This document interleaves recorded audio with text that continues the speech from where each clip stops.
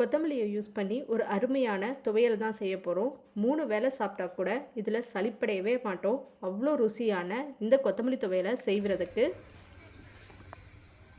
ஒரு கடாயில் 2 ஸ்பூன் அளவுக்கு எண்ணெய் சேர்த்துக்கலாம்.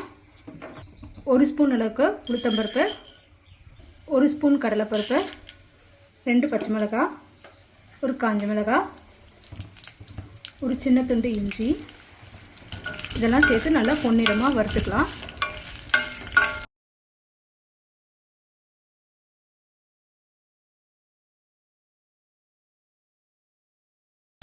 இது கூட ஒரு சின்ன எலுமிச்சை சைஸ் அளவுக்கு புளி, நல்லா ஒரு கட்டு கொத்தமல்லி,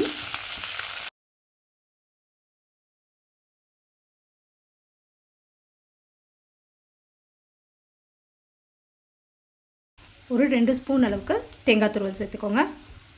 தேவையான அளவு உப்பு. கொத்தமல்லி ரொம்ப வதங்கணும்னு அவசியம் இல்லை, ஒரு 2 பெரட்டினீங்கனாலே போதும். அவ்வளோதான். இதை ஆற வச்சு நம்ம மிக்ஸி ஜாரில் சேர்த்து கொரன்னு அரைச்சி எடுத்துகிட்டு வந்துடலாம்.